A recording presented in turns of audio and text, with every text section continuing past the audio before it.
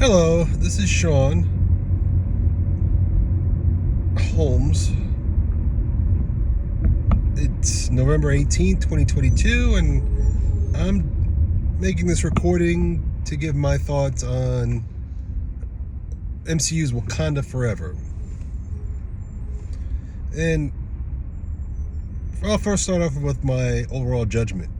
I desired for the film to go in a slightly different direction as it relates to Wakanda, but would not change my overall assessment of the film as being an okay film to watch and bring your family in for entertainment to watch.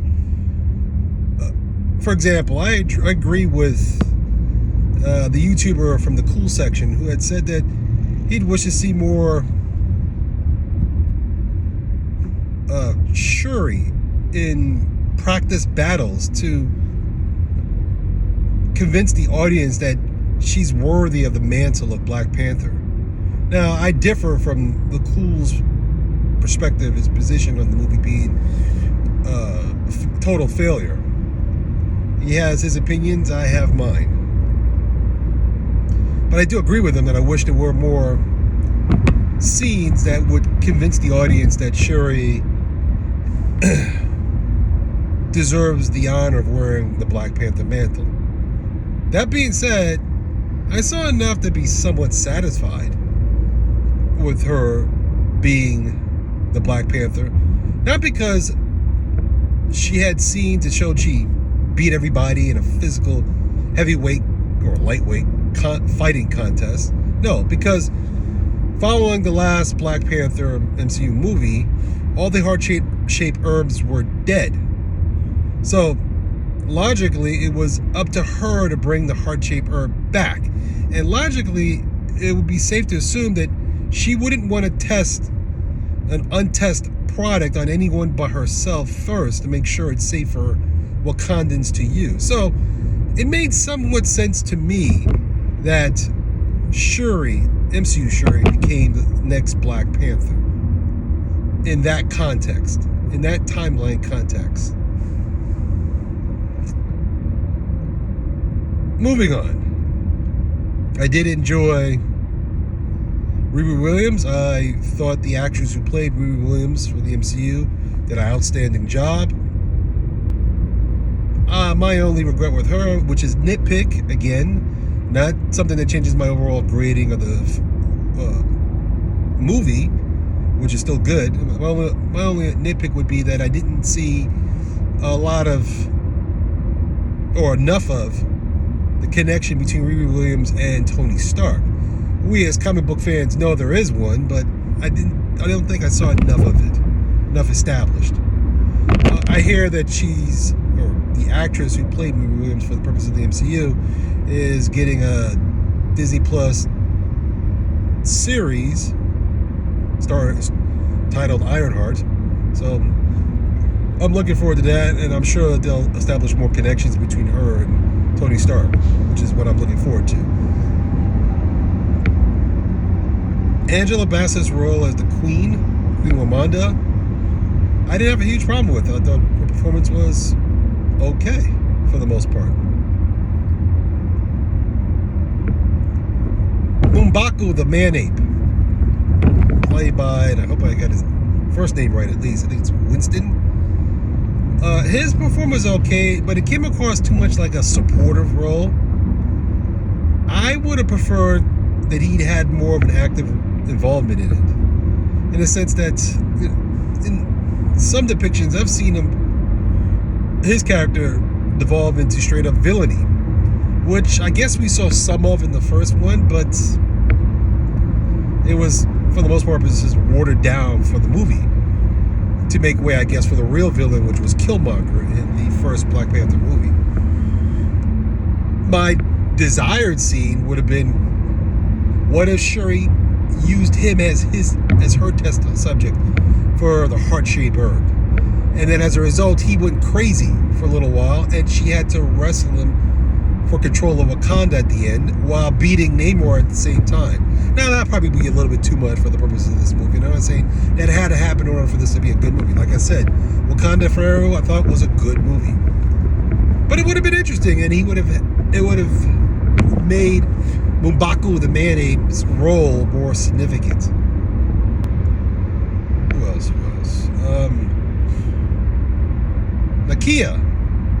I didn't think she did a bad job. I thought her job was okay. I mean, her job as the former girlfriend of T'Challa.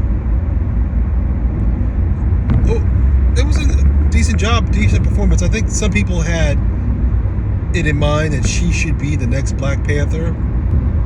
Personality-wise, I didn't see her in that leadership role, and I never thought she was ever going to be Black Panther because no depiction or no comic book or other cinema version of the Black Panther story I ever saw her in that role. If anything, I thought maybe there was going to be some sort of side story about her being secretly involved with Killmonger all along. And that she, Nakia, was the one who let Killmonger into Wakanda, or at least gave him information to figure out how to overtake and become king of Wakanda for a short time. But anyway, putting that aside, I thought Nakia's role was okay for the most part. I liked how her role ended. Okoye. I thought the Okoye role in the Wakanda Forever movie was okay for the most part.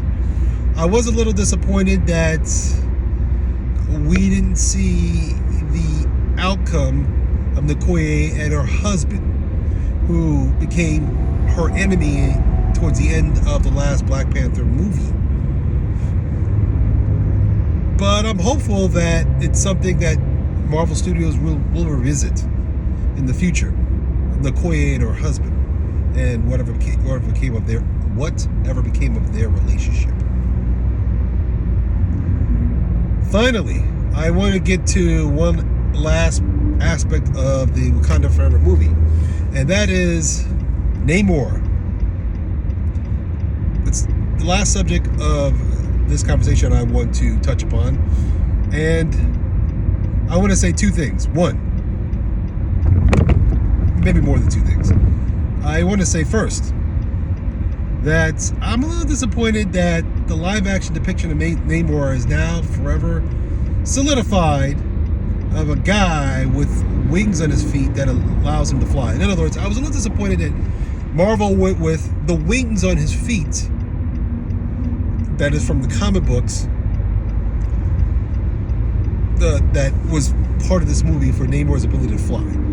I wish that Namor had the ability to fly, but he didn't have those wings. I wish they replaced those wings with maybe gills instead, but they went with the wings. Okay. I mean, my stronger suggestion would be to give Namor fins, like a dolphin.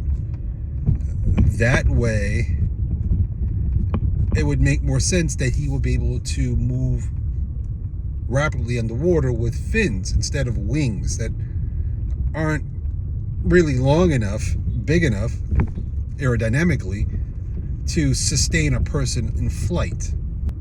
But hey, like I said, overall, I wasn't disappointed with the film.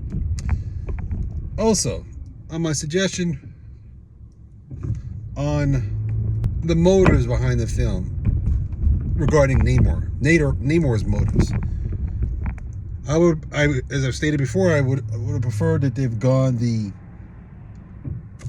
environmentally driven route, meaning Namor's motives for wanting to wipe out the surface world should have included a stance he might have on climate change.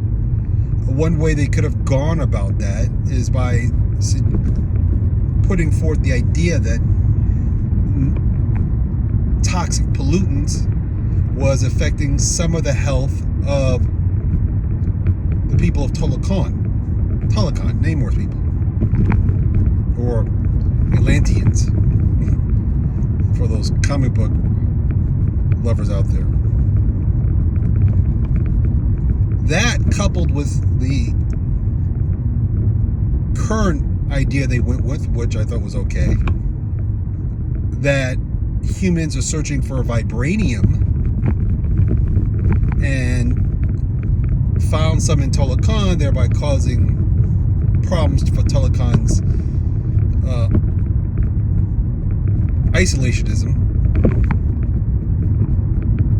would have been the two perfect reasons for Namor's motives to turn on the surface world, or to promote the idea with Wakanda about attacking the surface world in a genocidal campaign.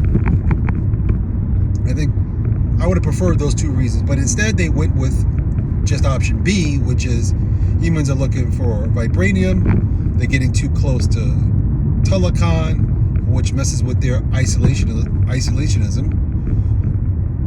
Namor is upset, therefore he wants to wipe out the human race with Wakanda's help. Because since they're basically on the verge of killing themselves all the time, how about we wipe them out in a mass genocide sweep? Wakanda, are you on board? You know, that is a scenario I would prefer to go with. And I think it would have made more sense for the purpose of this movie. Because in a lot of the pictures I've seen of Namor, this character is constantly, frequently touched on climate change issues. And I know people think that such issues are too political to delve into. I disagree. And I know, I hear the arguments. Oh, Chris Reeves tried this in Superman 4, but it didn't work. I'll say that Aquaman 1, DCU, they tried it there, or brought it up, and it did work. That movie made, I think, over $1 billion, if I'm not mistaken. And Chris Reeves isn't the only DC comic book movie brought to real life that touched upon hot topic political issues. TV shows have gone into it that were DC related.